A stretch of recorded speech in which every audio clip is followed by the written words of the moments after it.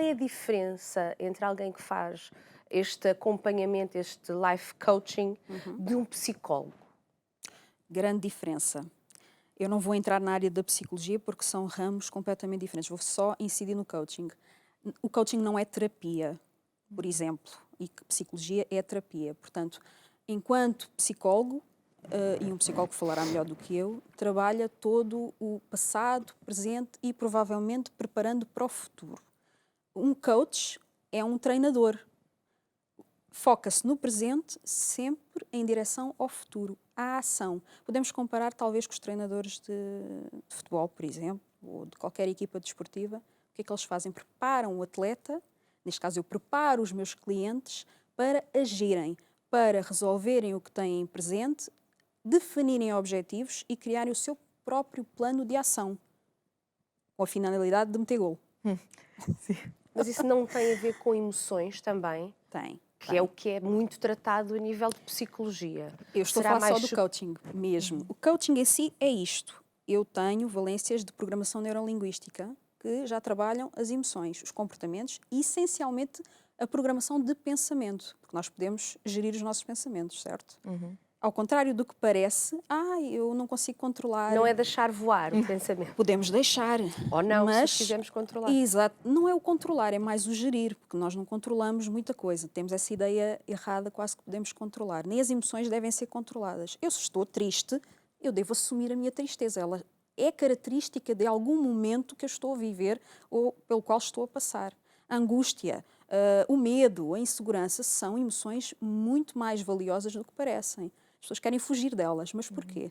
Vamos abraçá-las, vamos entendê-las e vamos enquadrá-las na situação que eu estou a viver. Só assim é que eu consigo perceber o que é que eu tenho que mudar a nível de pensamento. E depois, o tal comportamento, ou a tal ação. Então aqui eu tenho duas valências, não é? É entender as emoções, e por isso é que também gosto desta área, portanto não consegui fazer só coaching sem trabalhar um pouco a gestão emocional, não é? O que é que eu estou a sentir? O que é que isto me quer dizer? O que é que eu posso fazer com o que estou a sentir? O que é que eu posso mudar? E depois, sim, trabalhar para a frente. O que é que eu vou fazer de melhor ou para melhorar a minha condição atual? Onde é que eu quero estar? Porque falam em abraçar as emoções, mas a realidade é que há emoções que não podemos continuar sempre abraçadinhos a elas, porque elas nos vão levar Temos para de nos baixo, não é livrar isso? delas. Isto é como ter um filho a chorar, não é? Nós não queremos os nossos filhos a chorar eternamente, mas também não os vamos Há momentos que temos que deixar chorar, não é? Exatamente. Eu se choro, ou se estiver a chorar, tenho que perceber qual é o motivo, não é? E perceber se está enquadrado numa determinada situação ou se é uma coisa que já vem de trás e que é recorrente. São situações diferentes. Se for uma depressão, já é uma situação completamente à parte daquilo que nós estamos a querer incidir hoje. E eu não trabalho com doenças do foro mental, mas sim problemas de saúde emocional, que é preciso diferenciar aqui as coisas, porque não sou psicóloga, lá está. E aí remeto à competência de cada um. E a minha competência é esta. Claro que é preciso entender as emoções, mas eu posso trabalhar a um nível, não digo superficial, as minhas emoções, de forma que não, desde que não sofra de nenhum tipo de patologia ou de doença do foro mental. É possível. Mas é fácil de identificar. Depende. diferença também. Pois, é porque está aí num limite, não está? As coisas encostam-se. Mas, por exemplo, eu tenho um problema de motivação e não me consigo motivar todos os Ou dias. seja, é uma coisa mais Emocional, sim. superficial, não é uma coisa profunda. Pode ser. Também trabalho Pode ter. crenças. Pode ser. Isto é tudo um trabalho muito mais complexo do que parece. Eu não consigo olhar para a pessoa e adivinhar o que Sim, ela sim. tem. Então se calhar é um problema superficial, se calhar não é. Às vezes são coisas, por exemplo, um problema motivacional que tem a ver com uma crença, aquilo em que eu acredito, se eu acredito que não sou capaz e que não consigo fazer as coisas, não é só tão superficial assim. Eu tenho que trabalhar as crenças para trás. Onde é que surgiu a primeira crença? Como é que eu passei a acreditar que não era capaz? Uma crença pode passar para outra. Então há aqui uma pescadinha de rabo na boca, brincando um bocado com a expressão, em relação àquela característica que é só a motivação. Outra situação. A motivação que está associada, por exemplo, à autoestima. Eu não gosto de mim mesma. Ora, eu costumo dizer que a autoestima é o olho da nossa cebola. Se eu for uma cebolinha com muitas camadinhas, lá está, as tais camadas superficiais, se eu tiver um problema ao nível da autoestima, eu não consigo percebê-lo só quando, eventualmente, não consigo fazer qualquer coisa, não acredito em mim mesma, não tenho motivação. etc. E depois há uma série de emoções associadas a este comportamento, não é? E é preciso fazer essa gestão primeiro, antes de trabalhar a tal motivação. Chega assim muitas pessoas que querem esconder a origem, as emoções. A resposta que eu vou dar é para outra pergunta. As pessoas não sabem que estão a esconder. Não identificam. Não. Não é intencional. Não. Vou esconder, não me vou mostrar. Mas a maior parte é... A resposta está nessa questão. Como é que está a sua autoestima? E a partir daí chega, então, esse resultado. E o esconder, eu acho que também tem a ver muito com a nossa sociedade. Expormos, mas não nos expormos demasiado. verdadeiramente Sim. aquela verdadeira pessoa que eu sou. Talvez seja isso, não? Nós usamos muitas máscaras sociais. Nós estamos aqui as três e cada uma de nós tem uma personalidade e uma máscara adotada para este cenário, literalmente, cenário Exatamente. também, este contexto, e portanto não estamos aqui abertamente a mostrar aquilo que somos e nem temos que o fazer. Sim, não é esse Não é? o A objetivo. finalidade não é essa.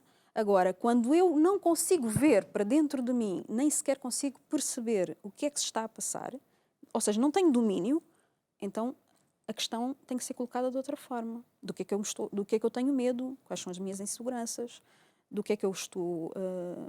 ou porque é que me refugio, quais são as camadas que eu tenho de descascar da tal cebola. É todo esse princípio. E as pessoas quando chegam assim, sendo que não sabem bem, afinal, que têm estas camadas todas, chegam assim à procura do quê? Elas já sabem o que é coach ou não sabem e chegam a pensar que vão fazer o que é consigo ou o que é que vai fazer com elas. Bom, algumas pensam que eu vou dar a resposta mágica. Eu quero resolver este problema. Ok, então vamos começar a trabalhar nele.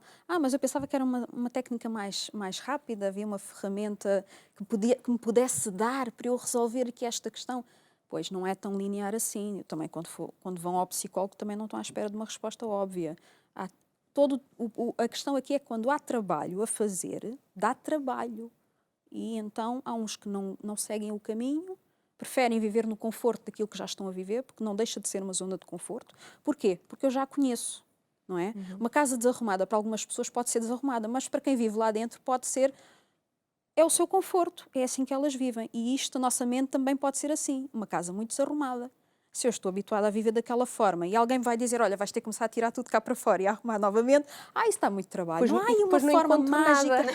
Depois não se Na deitar no meio arrumação não se encontra nada. no encontro. Pior é isso, é quando a pessoa não sabe o que é que vai encontrar ou tem medo daquilo que vai encontrar.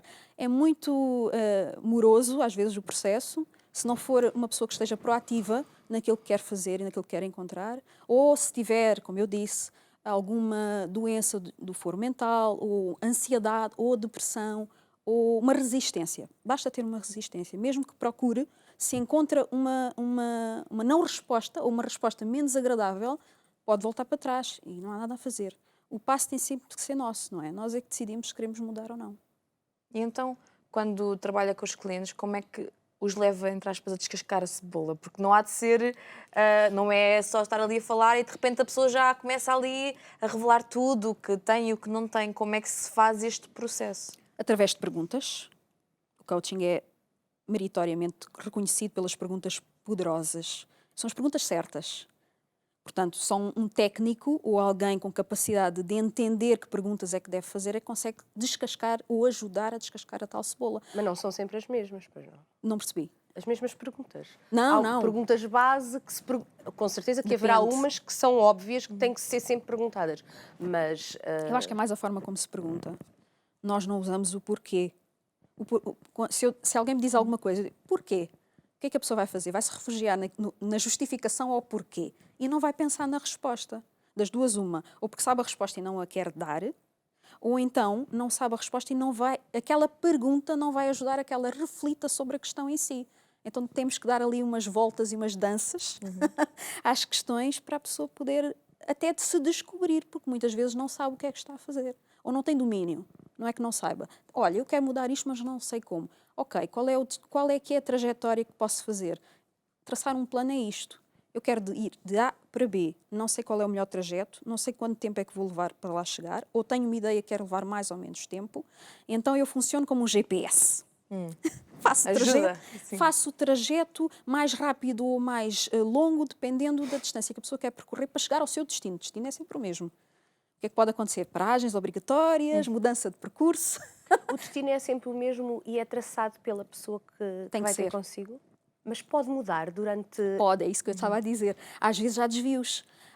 Como, por exemplo, olha, eu quero melhorar a minha motivação. Vou voltar ao tema motivação. Afinal, o tema principal não era a motivação, era a autoestima. Só isto é uma mudança de percurso. Ok. Ou que é traçado logo no início, não é? Já não vamos na viagem e de repente, olha, afinal, o meu problema é a autoestima. Isso tem que ser detectado logo no início. E então a primeira sessão, a sessão 0, a sessão de avaliação, tem que ser muito rigorosa neste aspecto. Para eu não me enganar. E depois para não levar a pessoa ao engano daquilo que realmente tem para trabalhar. E nós Diz. Nós vivemos aqui numa época em que penso que a maior parte das pessoas desmoralizaram um bocado devido à pandemia, ficaram em casa, já não tinham tanta autoestima, perderam o emprego, ficaram assados. Tendo em conta isto tudo, sem sentido que as pessoas têm procurado mais, têm perdido mais motivação e por isso precisam de um bocadinho de ajuda para voltar a encarrilhar no caminho certo? Eu acho que sim. Não chegam a mim tantas questões relativamente à pandemia. Existem questões que já existiam antes da pandemia e ficaram mais arraigadas nesta situação. Porque de repente nós perdemos as fugas todas. O que é que uma pessoa faz quando está aborrecida? Sai de casa. Sai de casa, vai ao ginásio, vai ter com os amigos, vai beber uns copos, vai comer fora. Vai fazer tudo aquilo que não é centrar-se no problema em si. Não vai procurar soluções, vai procurar distrações. Com a pandemia não pôde procurar distrações. Teve que ficar fechado em casa. O que é que isto quer dizer? Ficar fechado dentro da própria mente. Eu gosto de brincar aqui um bocado com as metáforas. Portanto, ficar fechado em casa é quase como não tenho para onde olhar a não ser para mim próprio, ou para o meu companheiro, ou para os meus filhos, que independentemente de gostar muito ou não, como é óbvio, eu acredito que gostem, não têm mais para onde se virar e para onde distrair. Então esse é o desafio principal da maior parte das pessoas. O que é que eu faço com esta pandemia? O que é que eu faço fechado em casa? Ora, pessoas que já têm algumas ferramentas, mesmo eu que já tenho algumas ferramentas, tive desafios e acho que consegui superá-los na maior parte das situações, outras pessoas não o conseguiram fazer, com ou sem ferramentas. E como é que este trabalho é feito? É um trabalho que é diário, de acompanhamento diário? Como é que é o desenrolar de todo um processo para coaching. a pessoa chegar, assim, ao seu resultado final? O processo de coaching, independentemente de ser guiado por um coach, porque eu estou como GPS e a pessoa não tem que ter sempre o GPS ligado. No entanto, quando ele desliga o GPS para a sessão seguinte, eu digo, mantenha sempre atenção à estrada. O que é que isto quer dizer? Que o processo é contínuo. Vai para casa, leva trabalho para fazer. Nunca se desliga. O que pode acontecer é, na sessão seguinte, e normalmente pode ser semanal ou quinzenal, isto depende, é combinado com o próprio cliente, obviamente, há uma avaliação de ponto de situação. O que é que foi feito, quantos quilómetros é que andou, brincar aqui um bocado com a metáfora, para vocês também perceberem um bocadinho como é que isto funciona. Para perceber se a pessoa conseguiu evoluir sozinha ou se precisa de outro tipo de aconselhamento. Eu estou sempre ali. No entanto, eu faço questão que só me liguem no dia da sessão, no sentido em que eu estou aqui porque tem que haver um rigor. Ligue-me quando quiser. Não funciona assim. Vai fazer agora uma semana ou duas sem GPS, veja se consegue analisar a estrada sozinho e o caminho que está a fazer e fazer a avaliação do combustível. O combustível aqui é a motivação, porque convém ter motivação para o processo. Sem motivação não chega lá. Nem a reboque. Portanto, é um acompanhamento que é feito sempre. Quando a pessoa chega ao destino, pode ter outro objetivo ou pode continuar a sua viagem sozinho. Nós estamos mesmo a terminar, mas eu tenho uma curiosidade. O que é que motiva a Sandra? Quem a motiva a si? Tem um GPS ou faz um Auto-GPS. GPS a si própria para também estar sempre treinada? Treinada, não é? A minha motivação é sempre intrínseca, ou seja, tem que ser eu a alimentar-me. Há dois tipos de motivação. Eu posso ir buscar motivação fora, reconhecimento, elogio, aplausos, palmadinhas nas costas, o que cada um preferir.